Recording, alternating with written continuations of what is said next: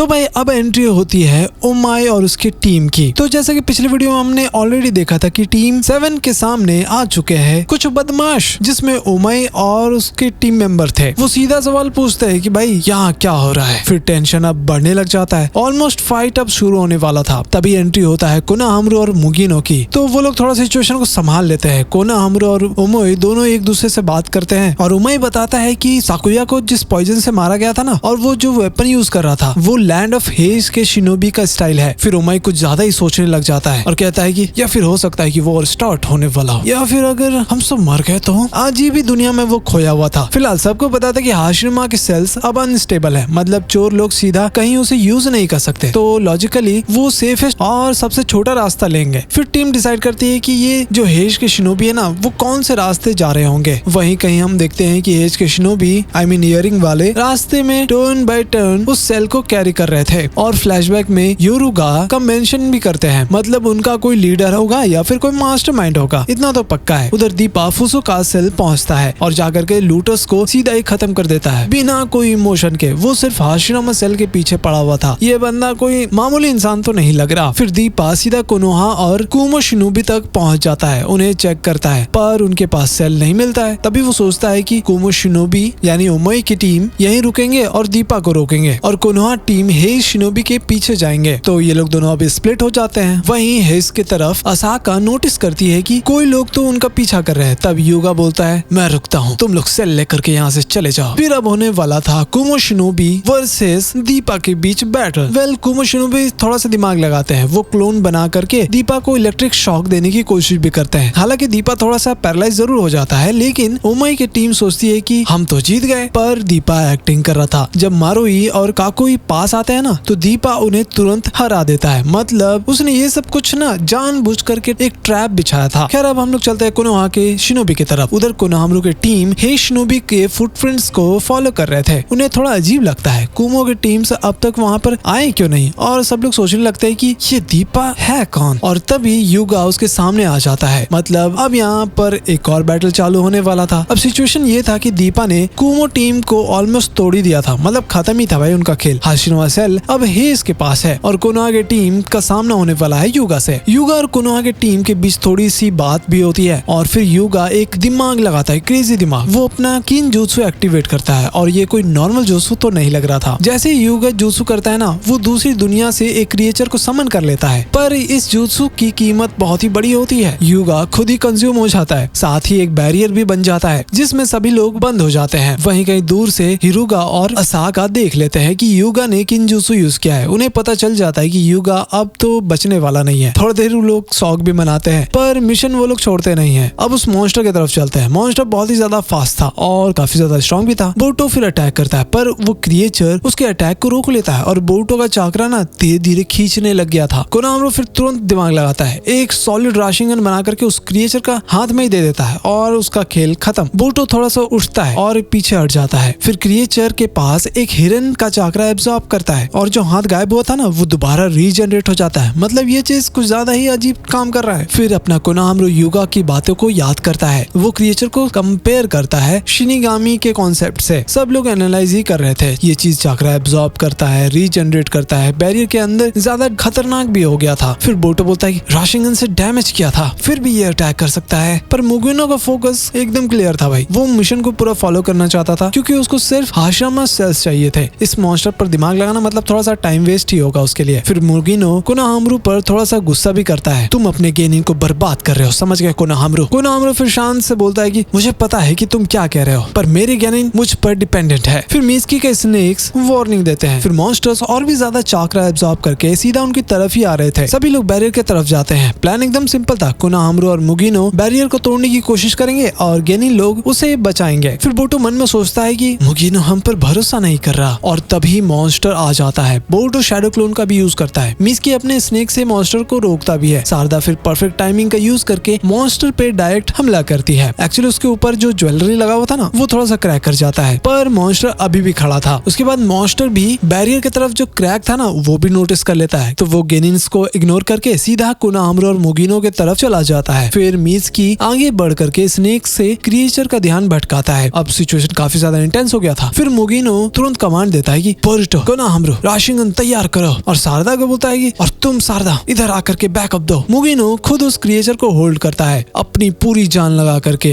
वैसे अपना बोरुटो और कोनोहामारू एक साथ राशिंगन भी मारते हैं। क्रिएचर का ज्वेल पूरी तरह टूट जाता है और भाई इस मॉन्स्टर का खेल खत्म। और हाँ, जल्दी बैरियर भी टूट गया था। फिर फाइट के बाद मुगिनो गिर जाता है, उसका बहुत ही ज्यादा चाकरा ड्रेन हो गया था। मुगिनो फिर बोरुटो को बोलता है कि तुम आगे का नहीं सोचते। फिर बोरुटो बोलता है कि और आप अच्छे से बात भी नहीं करते। कोनोहामारू बोरुटो को भी यही बोलता है कि हाँ, ये चीज तो तुम सही कह रहे हो। फिर उसके बाद टीम आगे बढ़ने के लिए रेडी हो जाते हैं। अब वापस हे शिनोबी के पीछे जा रहे थे वो लोग। उधर उमाए दीपा से बातचीत कर रहा था। उमाए लेकिन कुछ भी नहीं बताता हाशिरमा सेल के बारे में, पर उसके टीम में डर जाते हैं और सब बता देते हैं। दीपा बिना कुछ सोचे काकुई और मारुई को खत्म कर देता है और चुपचाप निकल जाता है। ये देख करके उमाए काफी ज्यादा शॉक हो गया था और बहुत ही ज्यादा थक भी जाता है, इसलिए वो बेहोश भी हो गया। उधर हम देखते हैं कोनोहा के शिनोबी फिर से हेज लोगों के पीछे पड़े हुए थे। सब टेंशन में थे। उन्हें पता है कि ये लोग अपना मिशन कंप्लीट करने के लिए किसी भी हद तक जा सकते हैं। उधर दीपा भी अपनी खोज को चालू रखता है और उमाई अपनी टीम को वार्न करते करते बेहोश हो गया था। सिचुएशन सीरियस हो गया था, लेकिन अब क्या ही कर सकते हैं। उधर असाका और हिरुगा थोड़ा रुककर अपने पास्ट को याद करते हैं, कैसे वो लोग अनाथ थे और कैसे लैंड ऑफ हेज ने उन्हें अपनाया और बाद में कैसे उसका भाई योरुगा ने इतना कुछ किया। अब ये मिशन सिर्फ पैसे के लिए नहीं था, अब उन्हें इन सभी चीजों का कर्ज चुकाना होगा। वेल असाका तभी नोटिस करती है कि कोनोहा के शिनोबीज आ रहे हैं, तो वो लोग तैयार हो जाते हैं। तो ये लोग पहले ही कोनोहा के टीम पर हमला करते हैं। ज्यादा देर तक नहीं लगता, लेकिन वो सारा हमला जाकर के क्लोन्स पर लगता है। क्लोन्स फिर फटने लग जाते हैं और उनको कुछ दिखाई भी नहीं दे रहा था। तभी उनके तरफ कुनाए भी आते हैं, लेकिन वो लोग डॉज कर रहे थे। पर जैसे ही जमीन पर लैंड करता है ना, पूरा जमीन ही चिपचिपा जैसा हो जाता है और पैर उनका फंस गया था। फिर हिरुगा सामने आता है। वो ऑलरेडी एक और जुत्सु एक्टिवेट कर चुका था और वो लोग उस दलदल के वजह से हिल भी नहीं पा रहे थे और सबका हाथ भी फंसा हुआ था और वो हैंड सील का भी यूज नहीं कर पाएंगे। तभी असाका थोड़ा सा फायदा उठाता है इस मोमेंट का। हाशिरमा सेल लेकर के वो भाग जाती है। ये सब तो सिर्फ थोड़ा सा टाइम निकालने के लिए था। अब जो दलदल था ना, वो काफी ज्यादा खतरनाक हो जाता है। जो भी उस रेंज में जाता है धीरे धीरे नीचे ही डूबने लग गया था। फिर शारदा नोटिस करती है कि जो चीज हिरुगा के पास है ना, वो सबसे जल्दी सिंक हो रही है। मीस की समझ जाता है कि मतलब हिरुगा खुद ही का खेल खत्म कर लेगा। कोनोहा टीम पूछती है कि तुम अपनी जान क्यों दे रहे हो। हिरुगा जवाब देता है कि मैं एक को बचा रहा हूँ। फिर हिरुगा को याद आता है कैसे उनके भाई योरुगा ने अपनी जान दी थी सिर्फ इसलिए कि वो फुशु कासल में घुस सके। उनका सैक्रिफाइस जाया नहीं जाएगा। फिर बोरुटो गुस्सा होकर पूछता है कि किसने दिया ये ऑर्डर, तुम लोगों की लाइफ की कोई वैल्यू ही नहीं है क्या।